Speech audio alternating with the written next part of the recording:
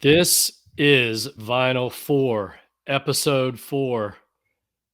Craig, man, I can't believe it. A couple weeks ago, we got this thing started. We're doing Vinyl 4 round every week. Yep. And at the end of this episode, we're going to have our first Sweet 16. Weird. Crazy. And It's they've like, all been, I was gonna say it's just like the college football season this year. It's moving too quickly, man. I mean, we're it's moving really fast. I'm I'm Yeah. I'm happy that it's here, but it's like, wait a minute, it's halfway through the season. I don't like that. Yeah. Yeah. And all these albums, I was looking back at them, and we're going to talk real quickly about the 4 from last week that survived. So every week, y'all, if you haven't been on the other episodes, we start with 16 classic albums randomly generated by number from the Rolling Stone 500, and we pit them up against each other, and we end up narrowing down to 4. Every one of these albums are classic. There's really not, I mean, even if it's not an album that's one of our favorites, they're all great albums. They're in the top 500 for a reason. But we're ending up with our selected final 4 or vinyl 4 at the end of every episode. Last week, for instance, the Ramones, self-titled Ramones album, the Kinks, Something Else by the Kinks. We had Elvis Costello's debut masterpiece, My Aim is True. And we had Marvin Gaye's What's Going On. Unbelievable 4 albums, right? Yeah. And that's just one episode. That's the 4 from one episode. We're going to do 32 rounds of this. It's going to be so much fun. And that, I'm telling you, when we finish up with all of our vinyl 4s and build into the Sweet 16s, those matchups, you could have a What's Going On versus Nirvana Nevermind or something like that, right? Yeah. Or Abbey Road. And we're going to have to pick something. It's crazy, but it's fun. First world problems. First world problems, and we're Whenever having you a start whole to lot of fun. stress, whenever you start to stress, Shawn, just say, "Hey, man, it's first world Yeah, problems." yeah. It's a good kind of stress for me because I love the idea of thinking about this and going through it, and that leads me to something else. So what we're going to do, we decided about last week about this, is so we go through these 4 episodes week by week, 4 weeks, and then the 5th week will be a Vinyl 4 Sweet 16 wrap up. So we'll talk about the 16 records that we picked. It's a way for people either to listen and rehear everything in terms of, okay, these are the first 16 that got picked, or for people that are starting late and they don't want to have to go back to the very beginning, we'll recap what the first group of 16, and we'll do that. So every 5th episode, we'll have that.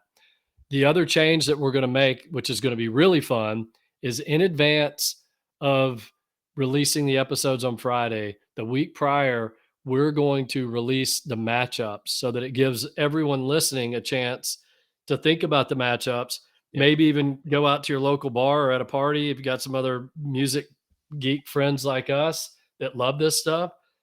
Take the list with you and say, how would you pick it? And so we thought that'd be fun to let people think about it all week before we have the episode where we actually pick it. Yeah, I think it'll be cool too once we start doing that and sharing that in advance to get people's feedback. Not only you guys have fun, you don't have to share it with us if you don't want to, or if you just want to play at home, or if you do want to share it with us, vinylfourpodcast at gmail.com. Share what you think, share your thoughts, spew your hatred towards our picks. That's cool. That's totally Yeah, fine. especially Craig. I Yeah. mean, I'm going to get a lot. I'm telling you, I'm going to get a lot. But same. I'm prepared for it. Prepared for it. Yeah, that's right. And then I'm excited to announce, and I don't know when, Craig, maybe another week or 2, but was working on the Instagram account earlier. And hopefully in the next week or 2, I'll have that off the ground so that we can start updating people. They can follow us on Instagram as well so they can keep up with when the episodes are coming out.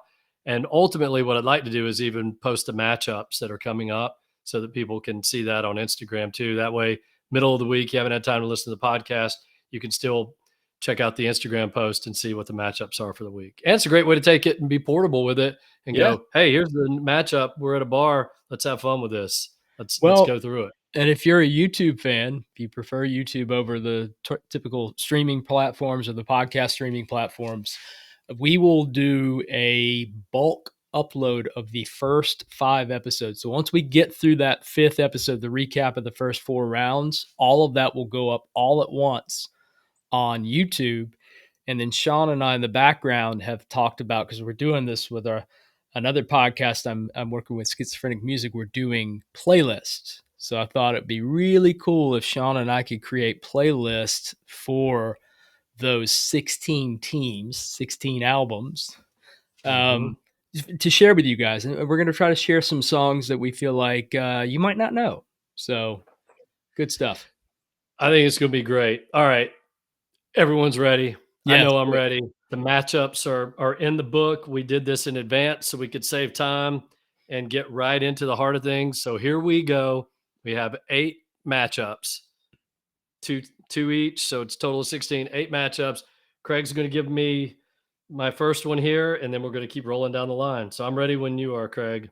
All right. So the first matchup with you is 172, which is Rod Stewart, Every Picture Tells a Story, versus 301, which is Black Sabbath, Master of Reality. Oh boy. I mean, this this is tough because oh my gosh, I love early Rod Stewart. I mean, Maggie May, Mandolin Wind. I mean, that is such a great record. And in almost any other case, I'd probably would go with I'd probably go with Rod Stewart. You and I both are big. We're both big Faces fans. We love the early Rod Stewart stuff with Jeff Beck, but it's hard to vote against Black Sabbath, Master of Reality. And I'm surprised it's ranked this far back. I'm surprised. What was it? 301? 301. That's crazy to me. Yep. Yeah. I I got to go with my heart, and it's Black Sabbath. It's just a revolutionary metal record that was. It's hard to beat that. Up there with one of their best. Could be my favorite. So agree. Yeah. Yeah. All right. Here we go for you. Coming in at number 330 is James Brown, In the Jungle Groove, versus very high seed here, number 4, Bob Dylan, Highway 61 Revisited. Love James Brown, but I'm not even gonna.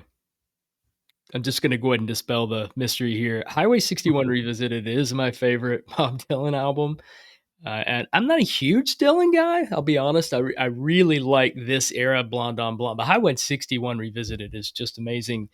I think it. I don't know if I would put it at 4, but I can see why it's really low, and it gets the nod over James Brown in this situation. So going with Bob Dylan.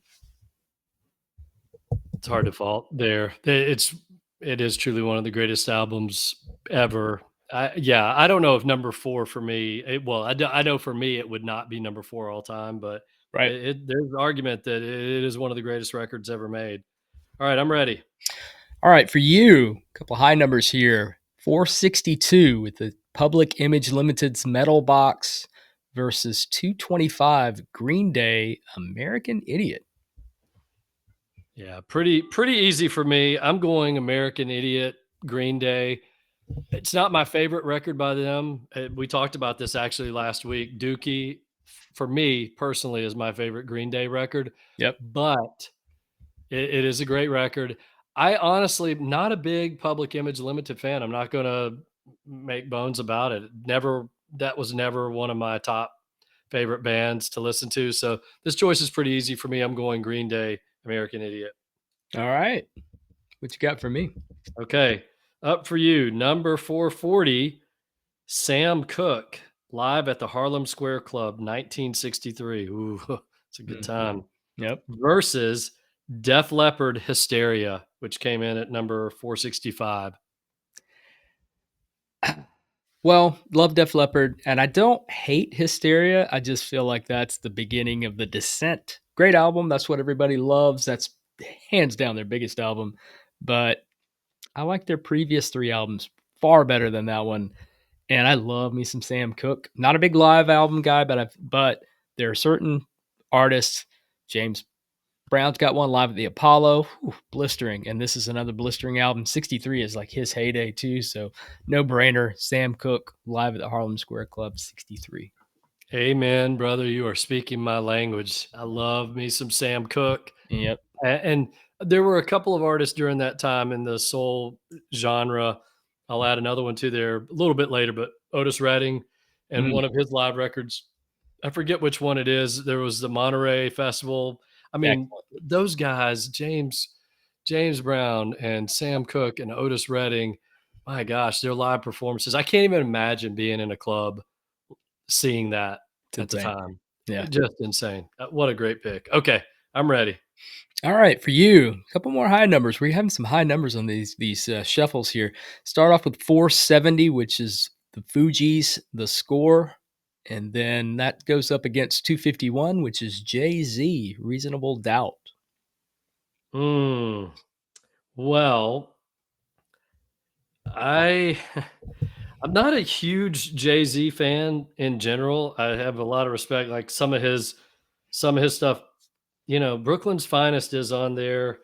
I mean, there's some good songs in there. I'm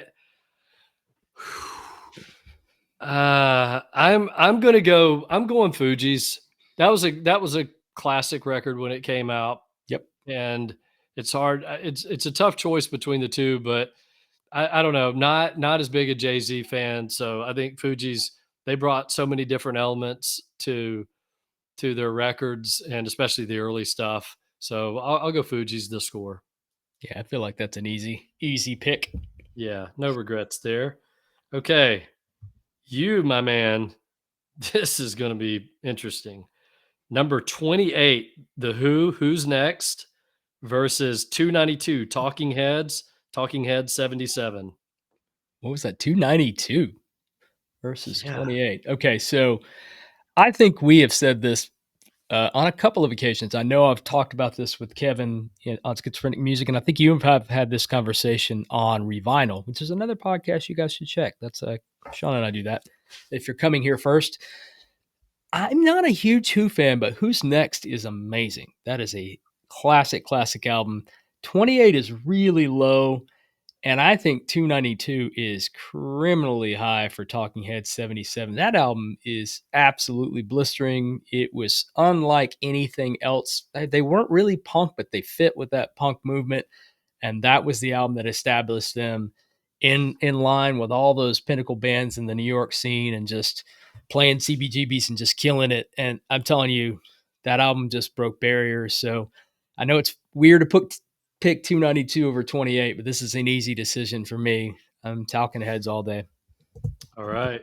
That was I I didn't know where you were going to go with that because I was on the fence as well when I looked at those two choices. What would I go with? That was tough.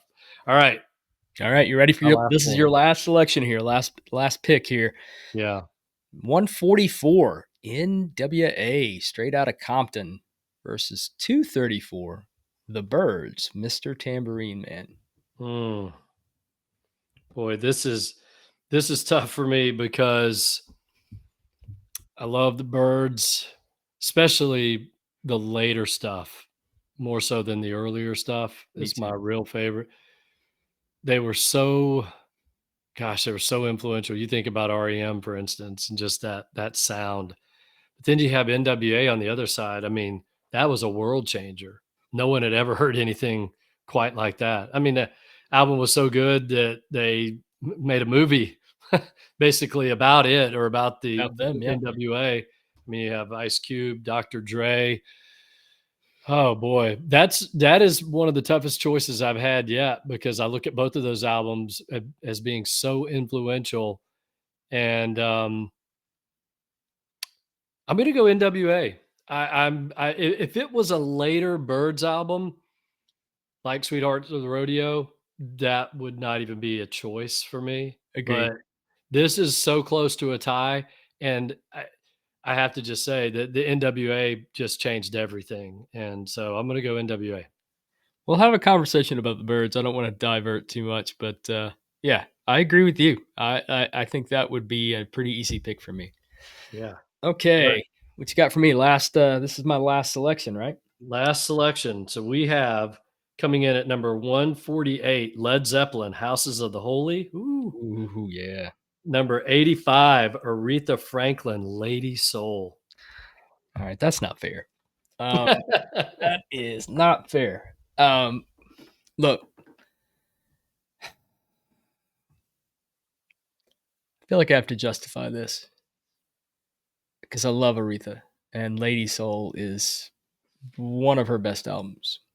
Maybe her best album. She's got like 4 or 5 just blistering earlier out. I'm going Zeppelin, Houses of the Holy all day. I feel like that band, and that is an album to me that easily should be in the top 100, but I could say that for most of their albums. Yeah. So I'm a huge fan. I think Houses of the Holy was just such a unique listen. The album cover is iconic. Everything about it is just, to me, it's monumental. So once again, I'm going the high number. I'm going with one Led Zeppelin, Houses of the Holy. Well, if you didn't take it, I was going to pick it up in the cast off round. I, So I figured. you would have made that real easy for me. Okay. Let's go back through my 4 choices to this point. Then we'll do your 4 choices. And then I'm going to rattle off the 8 cast offs. So my Okay. 4 choices up to this point: Black Sabbath, Master of Reality; Green Day, American Idiot; Fugees, The Score; and N.W.A, Straight Outta Compton. So those are my 4. Your 4 are Bob Dylan, Highway 61 Revisited; Mm-hmm. Sam Cooke, Live at the Harlem Square Club 1963. You had Talking Heads 77. That's funny. 2 of those albums reference the year. Yeah. Um, and then finally, Led Zeppelin, Houses of the Holy. Okay, here are the cast offs. Here, if you've listened before, you know we get one chance to pick up and trade out something that we picked already for something that's been cast to the side. The cast offs at this point are Rod Stewart, Every Picture Tells a Story; James Brown, In the Jungle Groove; Public Image Limited, Metal Box; Def Leppard, Hysteria; Jay-Z, Reasonable Doubt; The Who, Who's Next; Byrds, Mr. Tambourine Man; and Aretha Franklin, Lady Soul. Okay. All right. Pretty easy for me, actually. I'm picking up that Aretha Franklin, Lady Soul. She is my favorite female soul singer of all time. I put her, and not to even differentiate between male and female, but there is, she's on a different level from everyone else. There's a bunch of male singers that I kind of put in the same category. We just talked about some of them, but Al Green, Sam Cooke, Marvin Gaye, I love all of them so much. They're on the Mount Rushmore for me. Yep. Aretha Franklin is right there with them, and she'd probably be my only female soul singer that would be in the Mount Rushmore, but I put her right beside Al Green and everyone else. I've never heard anyone. There will never be another singer like Aretha Franklin. Mm-hmm. Her band on those albums that she did for Atlantic, unreal. And she had everyone from Dwayne Allman on down the line. I mean, the session people that they brought in, whether it's her choice or Jerry Wexler or whoever it was, unbelievable. So I'm taking Aretha Franklin, and I'm going to swap out with the Fugees. Great record, I but already it's had it just not marked. the same. No, I Yeah, already had it marked. yeah, just not the same. So I now I I end feel up. I feel like we know each other really well. So Yeah, that's right. Yeah, I'll probably be doing the same for you. So I'm now Black Sabbath, um, Green Day, Aretha Franklin, and N.W.A. So okay, now you have an option if you want to take it. Do you want to trade anything out? I do not. I'm You happy with stick with it. mine, so I'm gonna stick with mine. Being Bob Dylan's Highway 61 Revisited, Sam Cooke Live at the Harlem Club 63, Talking Heads 77, and Houses of the Holy from Led Zeppelin. All right. I love it. Okay. Now this is where we separate the great from the greatest as we get down to the vinyl 4. So you're going to have some choices to make. I have 2 choices to make as well. All right, I'm going to buy us a few minutes of time here to think. And while I do, I'm going to pull up here. This is also, as I did last week with Billy Joe Armstrong from Green Day, which is ironic because now he's one of my choices. But another My Top 10. This is from Rolling Stone magazine, 2000, and I think it was 2003. So the artist is Moby, and Moby has his top 10. And I think it's a pretty interesting list. Number 1 on Moby's list. Well, I'm going to go 10. I'll do like last week, 10 to 1. Number 10, Echo and the Bunnymen, Heaven Up Here. That's his number 10. That's actually a little bit of a surprise Love for it. me. Nice. Love it.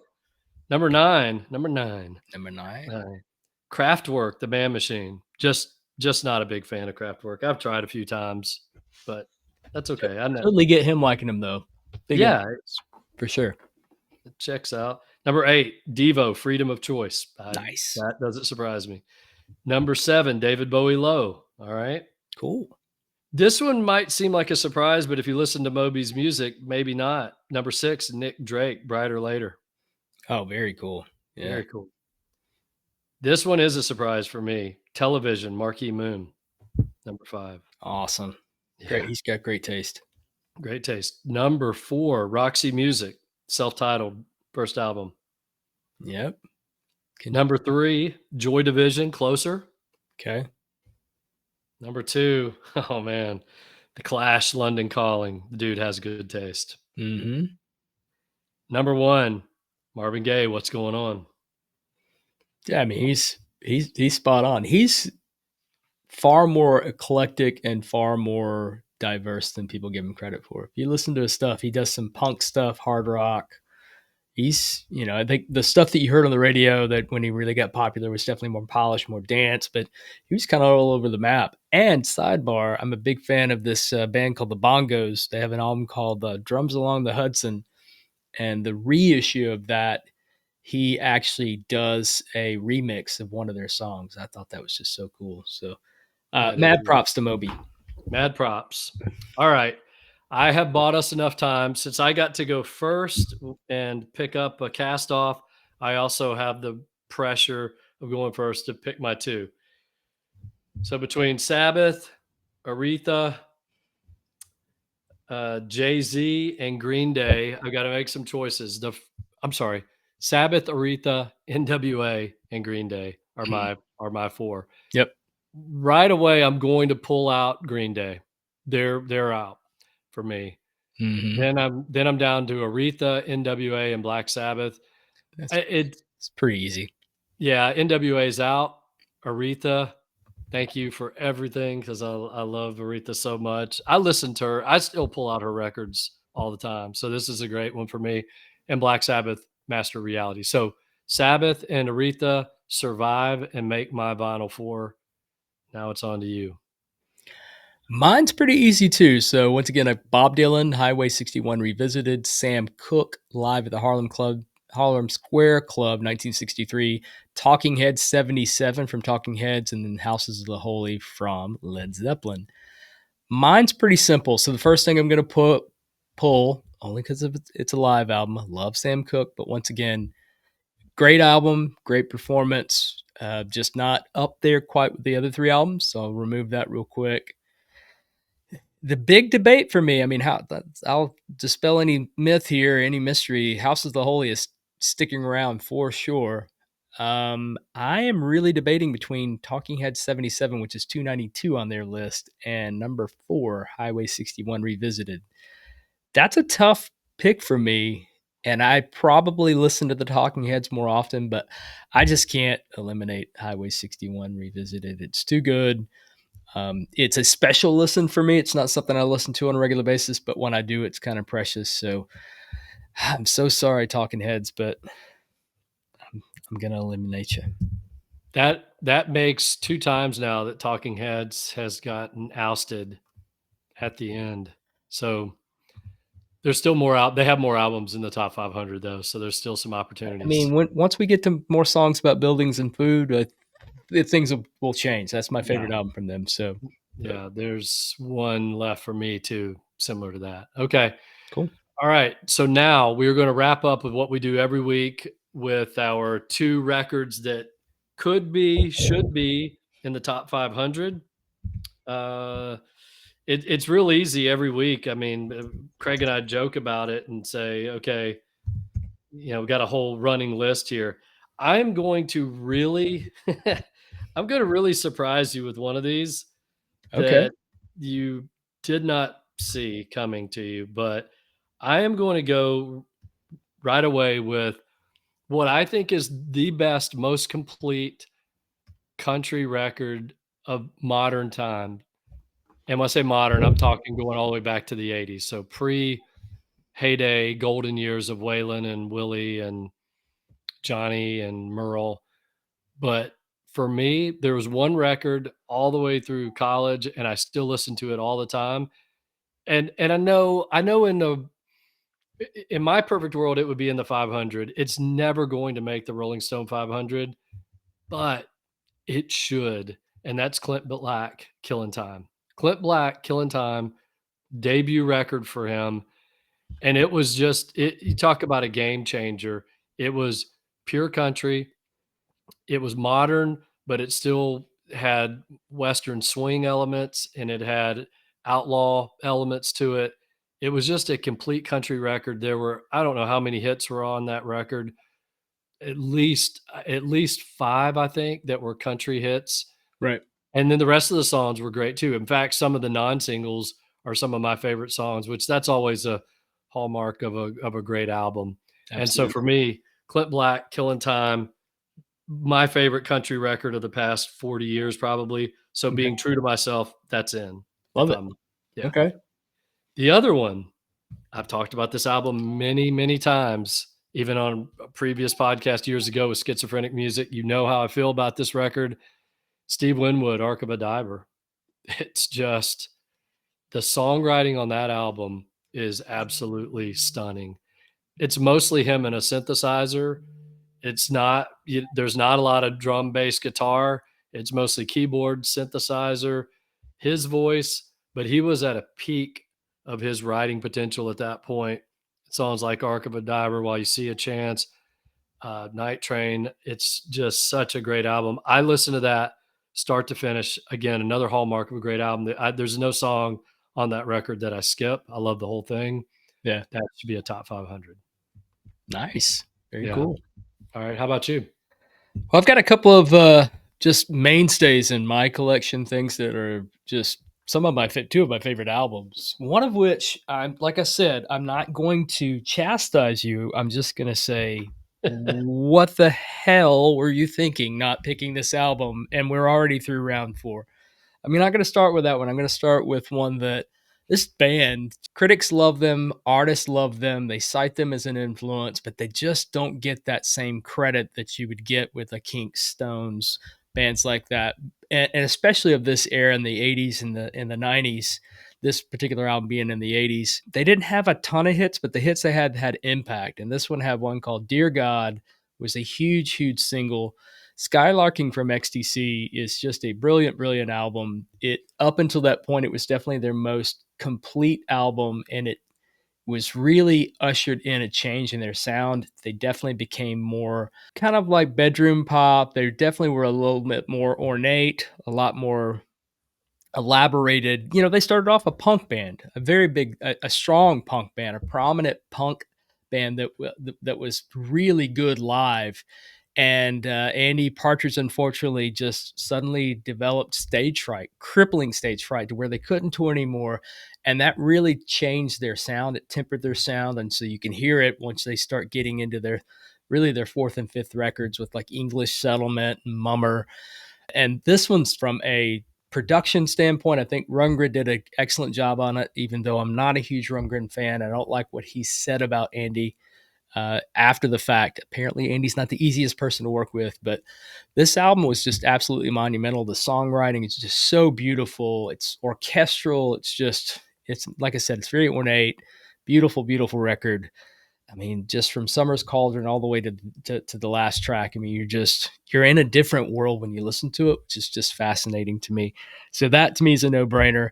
This one, I was so shocked that this album was one of U2's albums that's not in the top Mm, 500. I thought about this. Yeah, I know what you're going to say. I would put this in there before I would put War in there. And I know War is huge. It's a great album. I know how much of a pinnacle album it was because it broke them. But the production, his production on Unforgettable Fire is just absolutely mesmerizing. It's no other album they've ever released sounded that way. It sounds like it's from just a different time, a different age. I just what he did on that was just to me absolutely magical. God, Sort of Homecoming could be one of my favorite opening tracks of all Mm, time. The minute that opens on, it's just so airy and I just love that album. And it's bar none my second favorite or a tie for my favorite U2 album. I would put this over Boy and War both. I really would. absolutely. I could see October being ahead of it. Of course, Joshua Tree, Octung Baby, but Unforgettable Fire, to your point, just the way it starts out, and then it's so mesmerizing is another word I think of when I think Absolutely. of most it's almost like a dream. That album is That's almost like a dream, exactly. and then right in the middle of it, Wire starts, and it's just like, "Oh my gosh." Yep. Like, that song to me, and there's a couple times on there where I think, but what Eno and the way it was mixed, the bass, Adam Clayton's bass on that album, I think of that song Wire, I think of Sort of Homecoming and others. The bass sounds so good. It's so rich. If that's the right word. Yeah. Just thick. And I just love that record so much. It's my favorite U2 album, even above Joshua Tree. And I think yours Octung Baby? It's a tie Octung Baby? between Achtung Baby and this Yeah. and Yeah, Unforgettable. Unforgettable Fire gets the nod for me. Glad you brought that up. The second you mentioned you too, I was like, yeah, I was eventually going to bring it up, but Because I knew how much of a diehard you were for it, and yeah, I mean, seriously, it's a monumental album from a production standpoint. I've seen them rate their own albums, and they've even said we weren't quite there yet. Now you are your own worst critic, right. and that's them being their own worst critic. Because that to me, that was as big and as bold of a record as Joshua. Joshua Tree was definitely just every song on it's a hit. Yeah, And for some reason, I rarely go to that album. When I do, I love it. But I always, in the fall, like to me, this is the perfect time of year for Unforgettable Fire. absolutely. It used to be my go-to. I don't know how many times I'd get on a flight and I'd Yeah. get in my seat, and that's the record, or that's the what I would play is that start to finish Unforgettable Fire. Yep. Just love it so much. I think I read somewhere before that there were a couple songs maybe they would have liked to have done more too. They didn't feel that they were complete enough. Right. But to me, they walked away at just a perfect time because you can overdo a song. To me, with Eno's production, it probably could have gone the other way and been too overdone. It's I think it was his perfect. production is perfect for it. It really was. And I think that's really the beginning of because the Edge always kind of, even with Boy from the very get go, had his own sound guitar wise.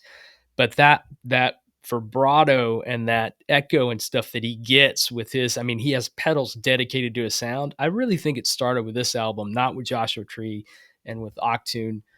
I really feel like that started to really come into full form with Unforgettable. So another one of those albums, just like Led Zeppelin 3, Police and Yada Mandata, that just, how is it not in the top 500? So there you go. I totally agree. And by the way, I was just looking this up to make sure. So a cast off from that album was the Three Sunrises, which is just an Oh, unbelievable oh, song. yeah, if you that's another thing too, a sidebar. The B-sides that they released in God, I can't remember when if it was early aughts when they did the B-sides and best Yeah, of disc. That B-sides disc, I wore that out because yeah. it was most of those B-sides were all up until I think what through Joshua Tree or maybe even through Unforgettable Fire. And I mean, just the sweetest thing and Oh, Three man. Sunrise, that whole B-sides I would put as like, if you made that an album, that should be in the top Yeah, 500. It's so good. yeah, To me, them at their peak, I know people that don't care for U2, and I feel like they're basing that off of what's been done after the fact. yep. They're definitely not the same band that they used to be, and it's hard. How could you be? You've been doing it as long as you've been doing it, but that yeah, there was a time when they to me were one of my favorite bands, and it was this era, yeah, for sure. They look, if Zeppelin would have carried on, every band would eventually probably they all disappoint, right? I mean, Right. the Stones, I don't love all of their later stuff. I No. mean, it just happens, but U2 in their prime, amazing. Right. Um, all right, well, we'll wrap up here. Another great episode. We now have our first Sweet 16. We So do. excited. We have 4 groups of 4. Come back next week for the episode 5, which will be a review of that first round of Sweet 16, and Yep. then we'll keep moving from there and keep the emails coming in. Yeah, absolutely. Vinylfourpodcast@gmail.com. Shoot us some emails. We've been getting them on our other Revinyl podcast. Dying to get some of these emails. I know we're going to get them in droves once this thing really gets launched, because Yeah. this is too much fun. And I've mentioned this to other people, and just for one, the name is awesome, and two, everybody laughs at the name. They're like, "That's brilliant." And Mhm. two, they're like, "Man, that sounds fun." And these are people that I don't think I know aren't music as much of music fans that we are, Yeah. but they want to get involved because they like the competitive aspect of it.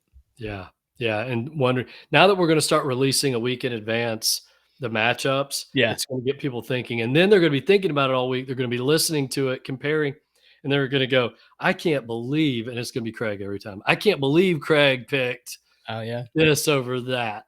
I They'll should have always done it think. today. I should have just gone with Talking Heads, but no. All right. Well, thanks everyone. Be back next week.